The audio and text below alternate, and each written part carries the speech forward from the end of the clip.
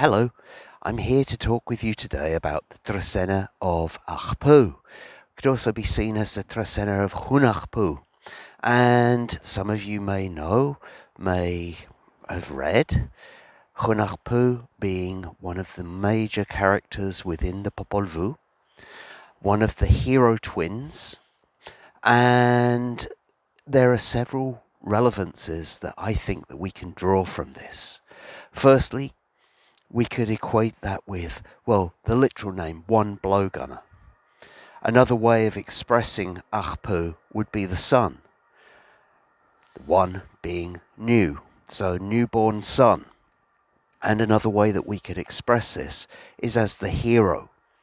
A few years ago, I created a retreat called the Ajpu retreat, and I linked it in with 13 days of the Trecena to the steps of the hero's journey. And this is something that I think is a worthwhile reflection during the Trecena of Ajpu.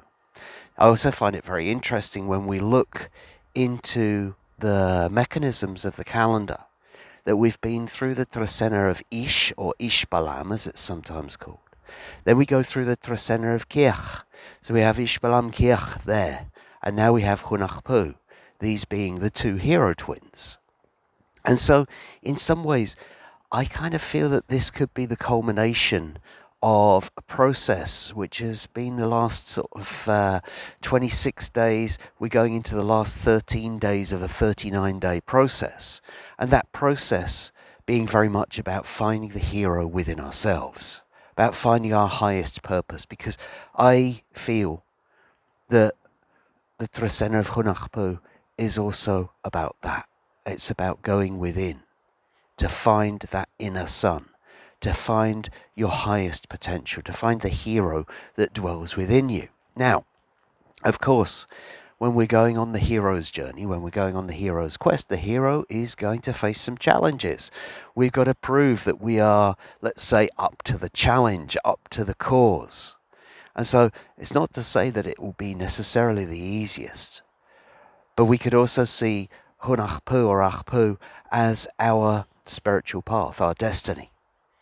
And so if there was a time when you wanted to get back onto the spiritual path, when it was time to reunite with the hero within you, then the Trecena of Ajpu may well be it.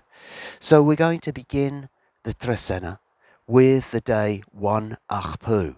Ajpu itself, a beginning, a new sun, an initiation or a renovation of what we could call the quest for spirit, a renovation of our spiritual path.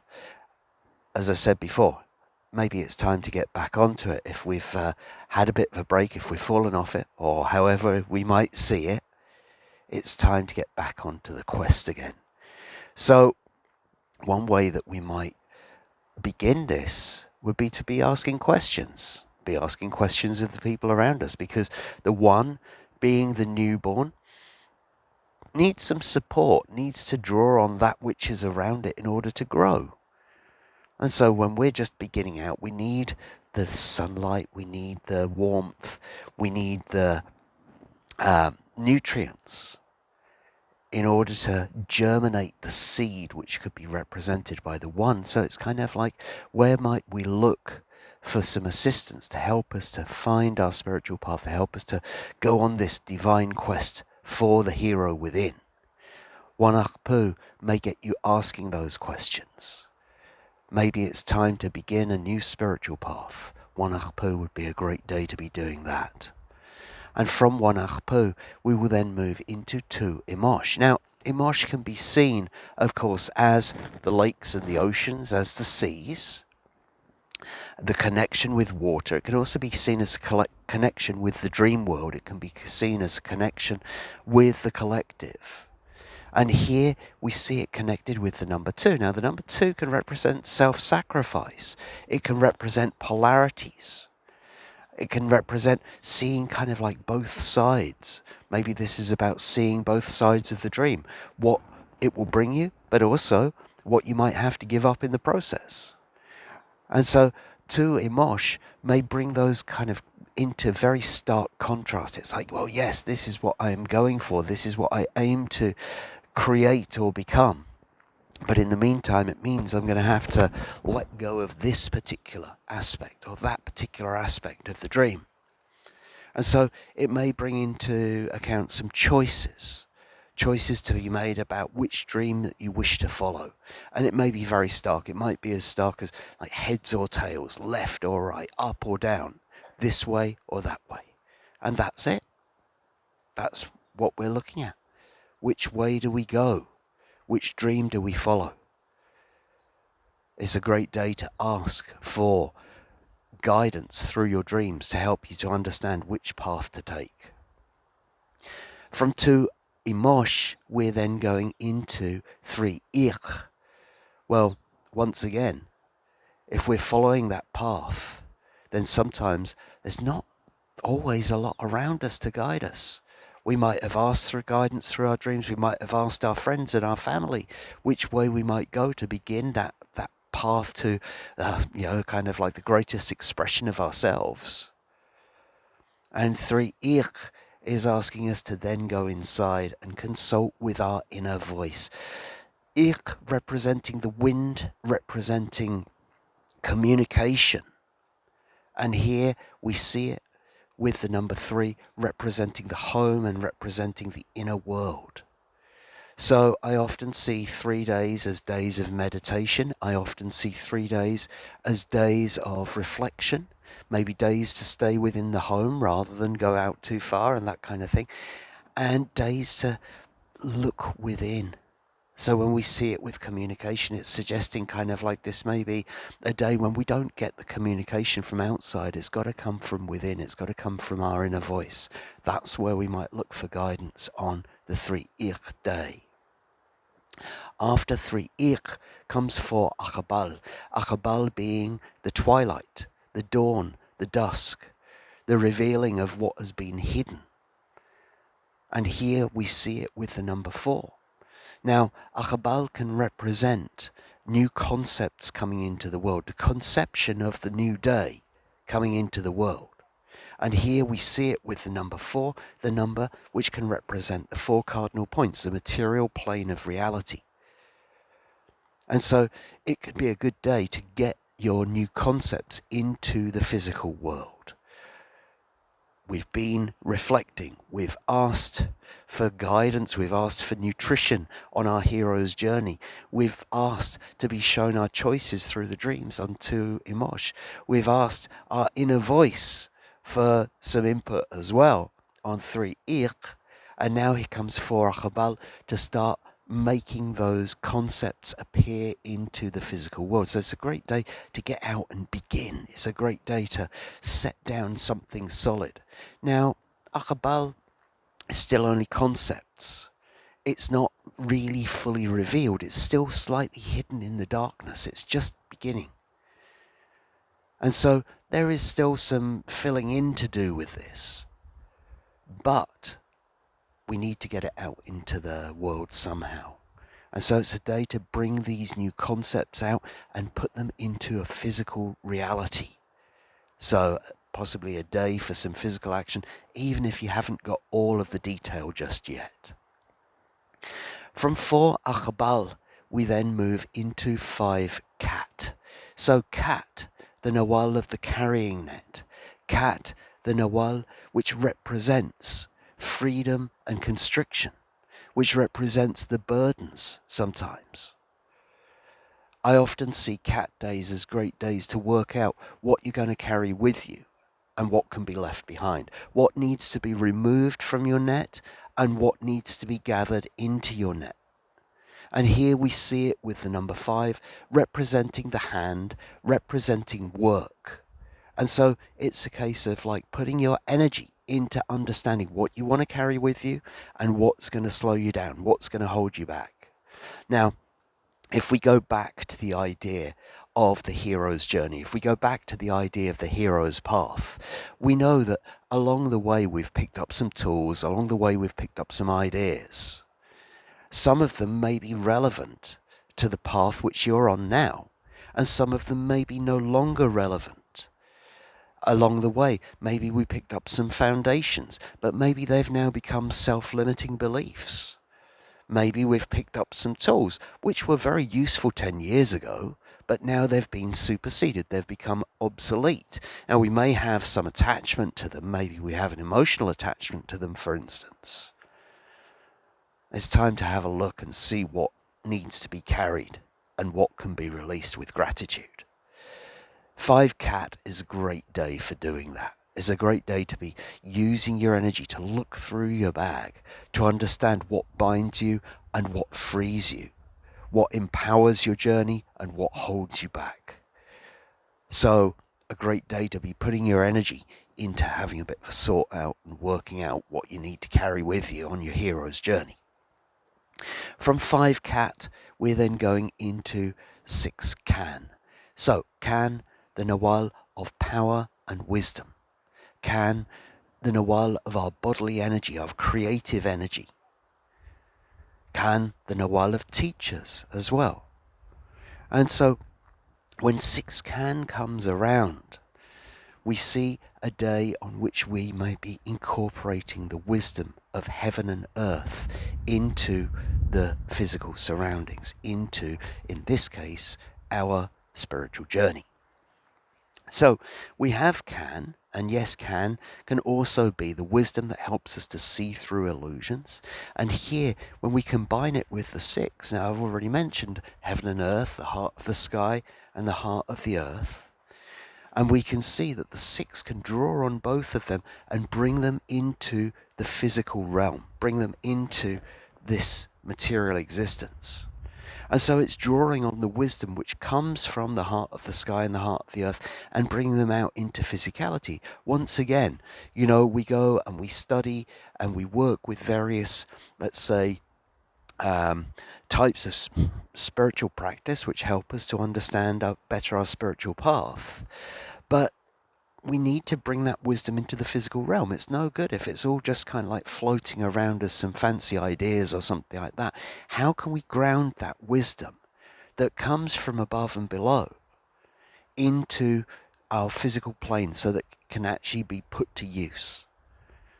How can we use that? How can we pass it on? Because can also represent teaching. And so it's how can we empower others around us through collecting this wisdom that comes from heaven and earth into our physical plane? We might also see the number 6 relating to family. And maybe it's asking or drawing on the wisdom that comes from our family. So 6 Can, again, a great day to contemplate and consolidate the wisdom which has come to us to help us, to bring it into this physical realm to help us on our hero's journey. From 6 Can, we then go into 7 Kame. Now, again, this could be seen as a rather interesting day because it is another character within the Popol Vuh.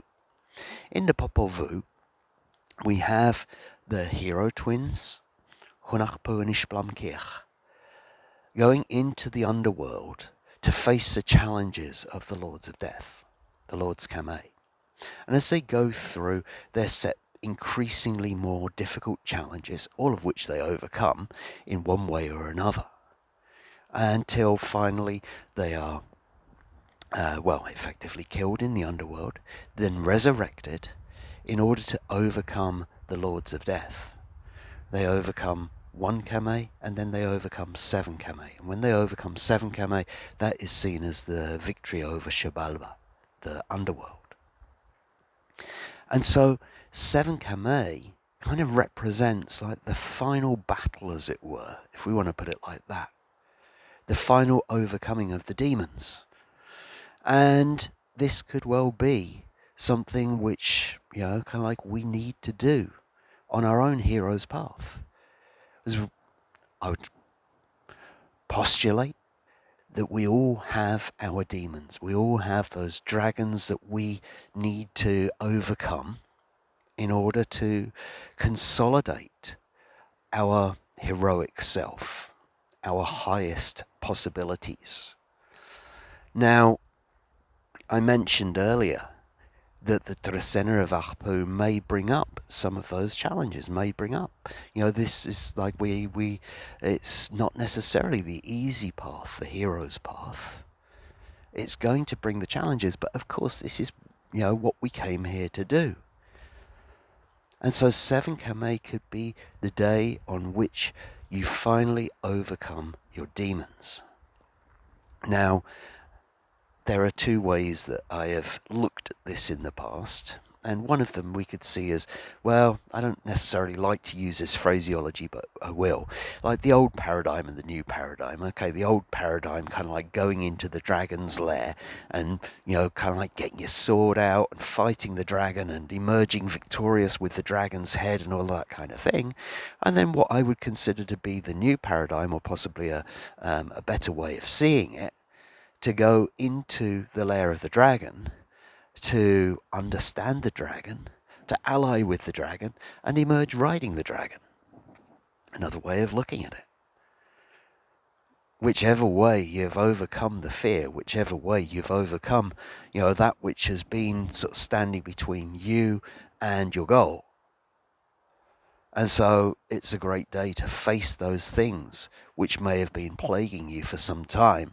Say, right, okay, it's time to go into this head first and work out how I can emerge, how I can get through this, how I can overcome this.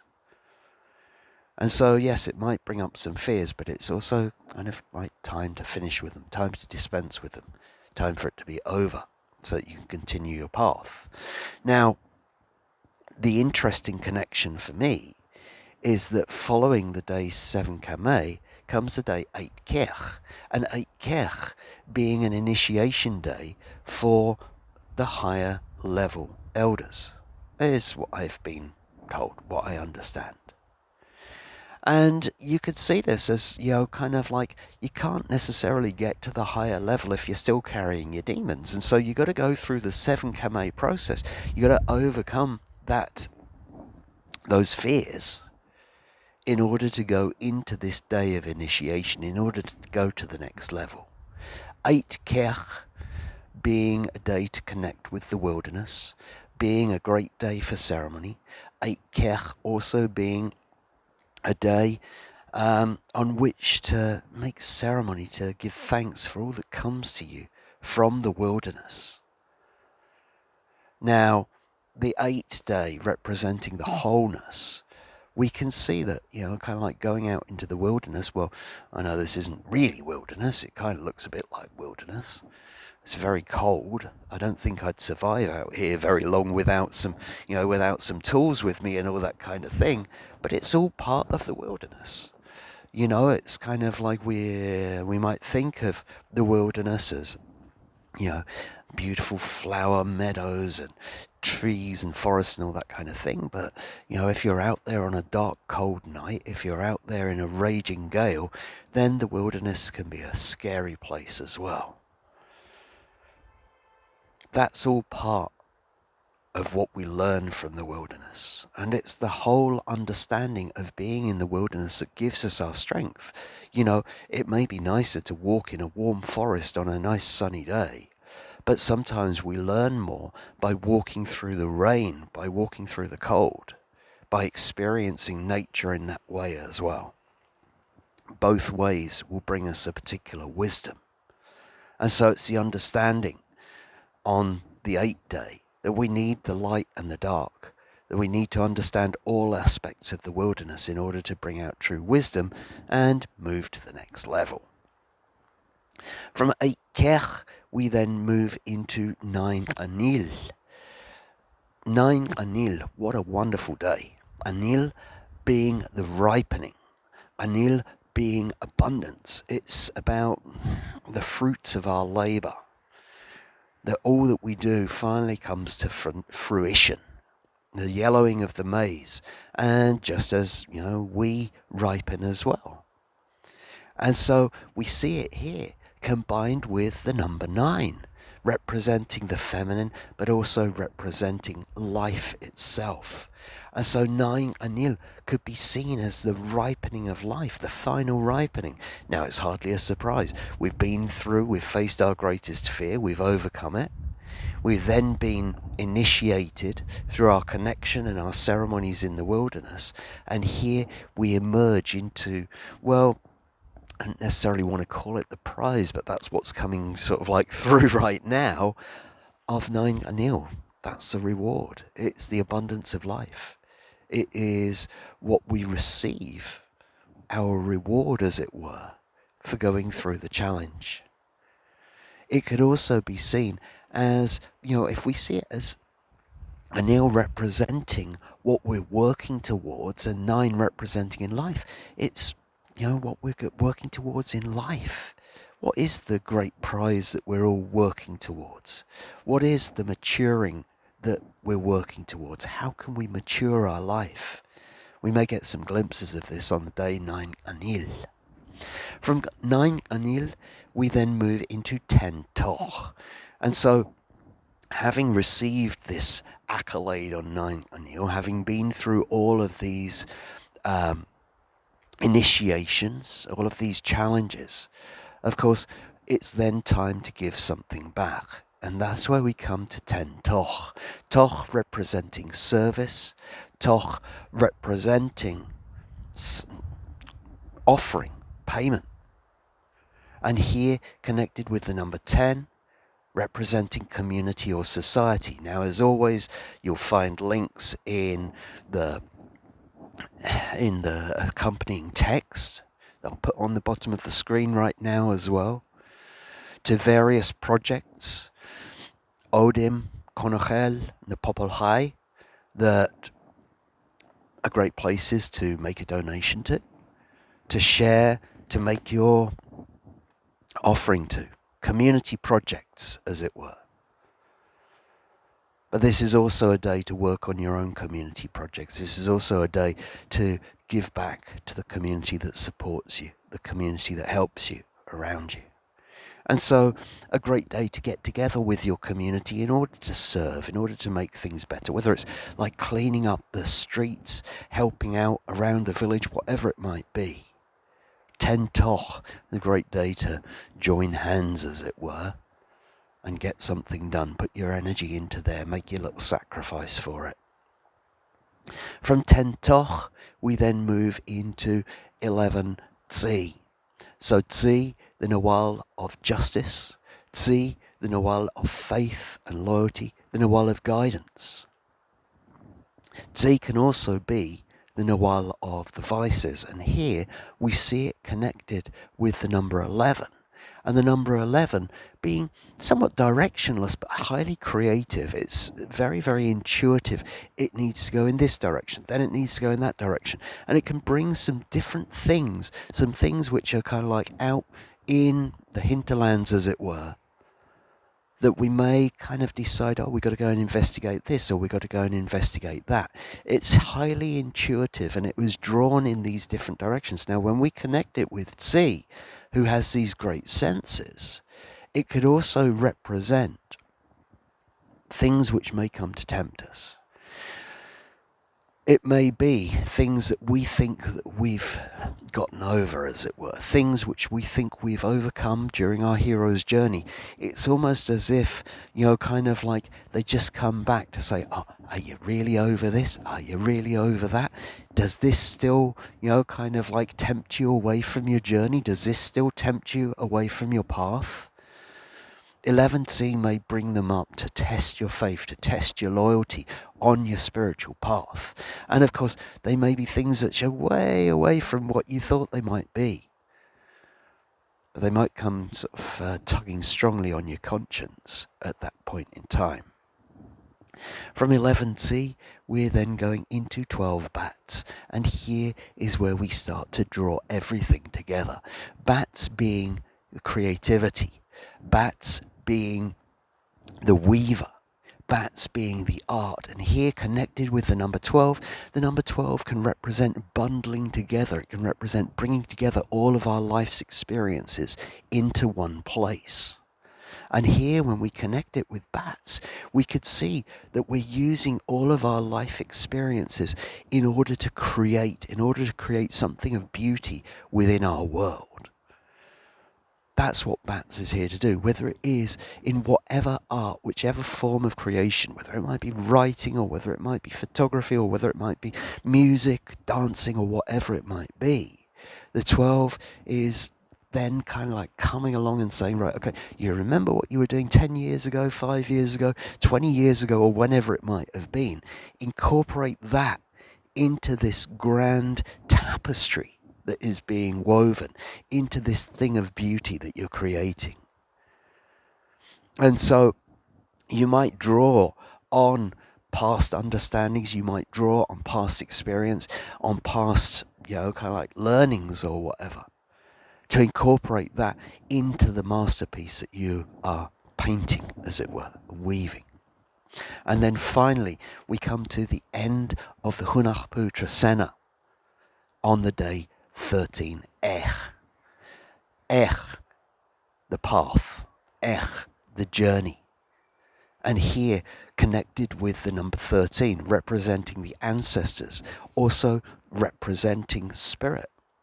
So it's kind of interesting because I said right at the beginning, Ajpu, the hero's journey, where do we end it? We end it on the day which literally could be seen as spiritual path. It's what we're being taken to. Now, likes to go out on an adventure. Wants to go and explore, and it might be exploring the physical world. It might also be exploring all sorts of things in life. It's here to understand how this world works. And here, when we see it with the number 13, the connection to the ancestors, the number 13, the connection to spirit. And so it's a great day to ask for guidance on your path. It's a great day to ask for the ancestors, for spirit, to help you to mark out your path, to bring you a clear path, a smooth path. It's a great day to be going out and listening. Maybe it's a day to be walking wherever it is that you feel that you need to walk, in order to hear the ancestors, in order to connect with spirit, in order to connect with the ancestors. Maybe it's still a day of planning. Maybe you're just working out where your spiritual path is going to take you. Could be a great day for divination, of guidance of some sort to help you to understand not just where your spiritual path lies, but where your spiritual path is taking you. So, I hope that has given you some insight for some things that you can engage with in the Trecena of Ajpu. As I make these videos, really one of the aims that I have is just to say, right, okay, this is the energy of the day. Maybe this is a way that we can use it to make our lives better. And I hope that this video will help you to achieve that. So thanks for watching, and I'll see you in 13 days' time for the Trecena of Aj. Thank you.